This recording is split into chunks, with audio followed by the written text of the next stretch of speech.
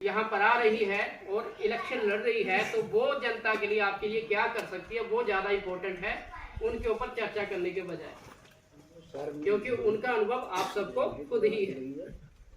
अब जिस तरह से सुशील जी ने कहा कि 2 गारंटियों के ऊपर, एक मैं बोलूँगा जो केजरीवाल जी ने महिलाओं के लिए समान राशि की गारंटी दी है, और दूसरी रोजगार भत्ता गारंटी जो दी है बेरोजगारों के लिए।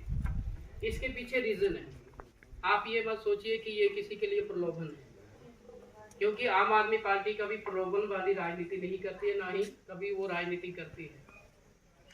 1000 का जो समान राशि है वो उस महिला से पूछिए जिस महिला के ना बेटा है, ना बेटी है, ना घर वाला है, और वो इतनी बूढ़ी है कि वो काम भी नहीं कर सकती। वो कहां से अपना पेट पालेगी? अगर उसको 1000 रुपया मिलेगा ना, तो कम से कम वो अपनी इज्जत के साथ रोटी तो खा सकती है, किसी के साथ आगे हाथ तो नहीं फैलाएगी। इस सोच के साथ उसको जो अब वो जारी किया गया। दूसरा, हम में से कई परिवार ऐसे होते हैं कि वो सिर्फ खाना, बच्चों को कपड़ा, इस तरह की जरूरतें पूरी कर सकते हैं, लेकिन जो हमारी बेटियां हैं खास करके, अगर वो कुछ करना चाहें तो उनके पास इतने पैसे नहीं होते कि वो उनको आगे कोई कोर्स ही करा दें।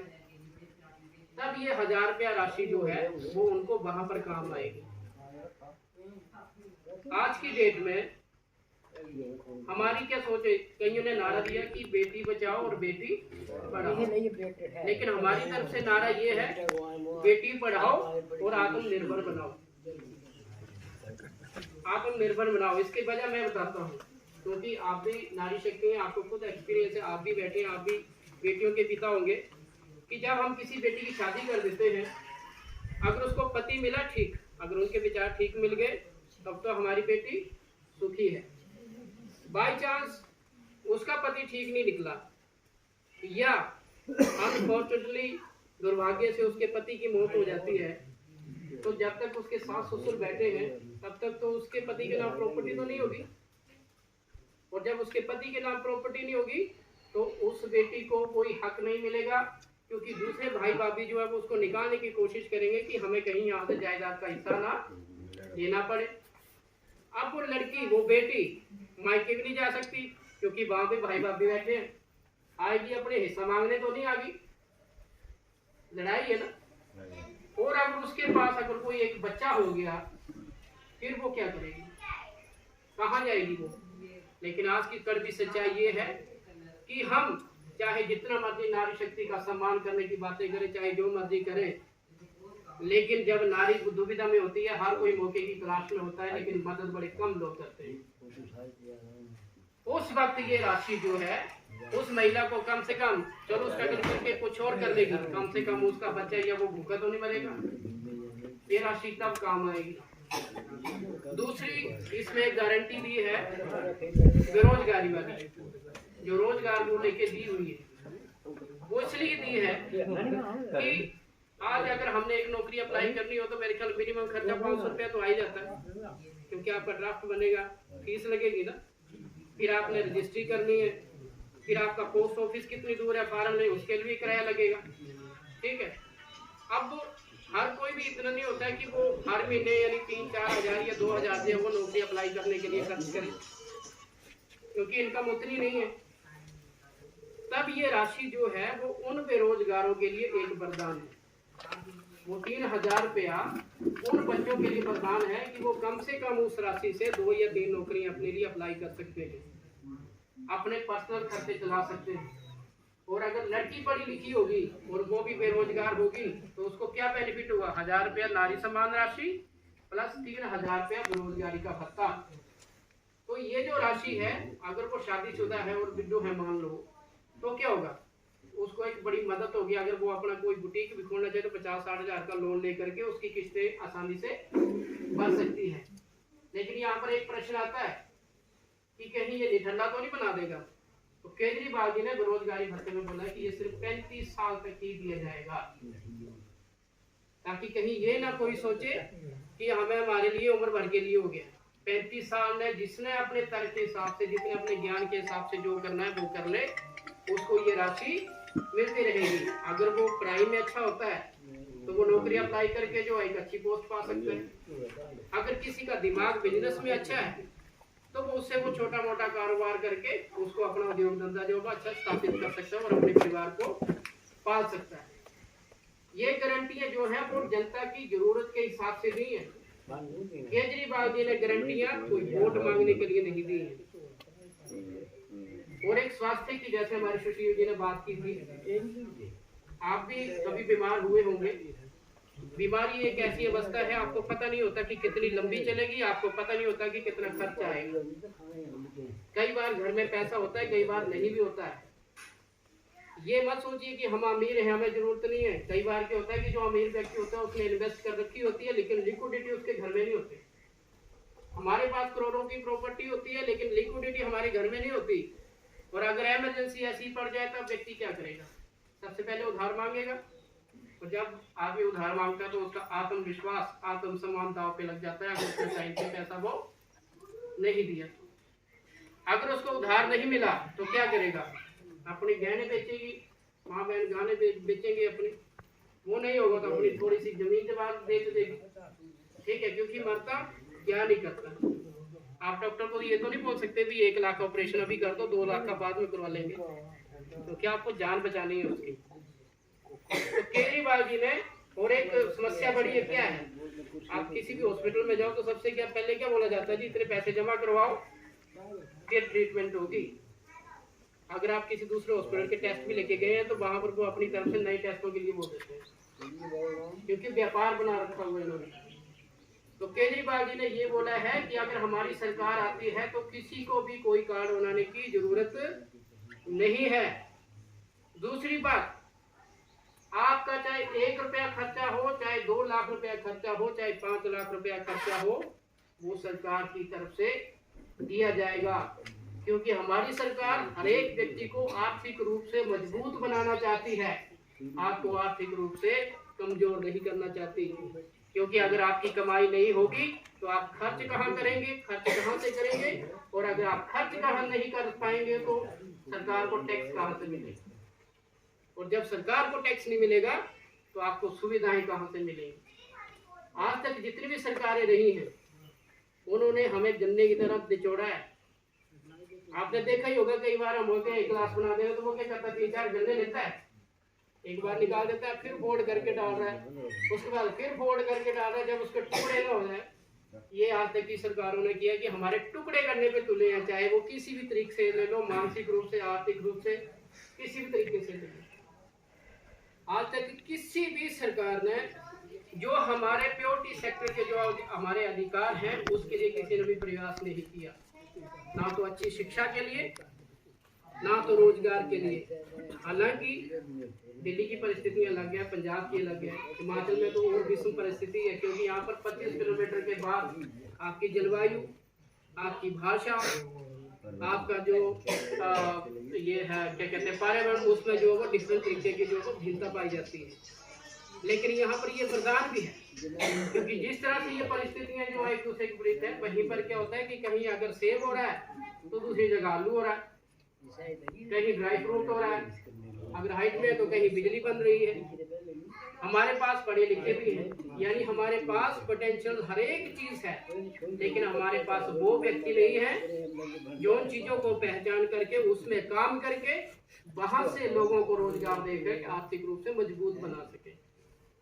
सरकार ने, आम आदमी पार्टी ने 6 लाख नौकरी की घोषणा की है कि जैसे हमारी सरकार बनती है हम 6 लाख तक जो वो नौकरियां आपको देंगे। लेकिन वो देंगे कहाँ से? यहीं से देंगे ना। अब मैं ये कहूँ कि हमारी सरकार हर किसी को नौकरी दे देगी, ये बिल्कुल झूठ होगा।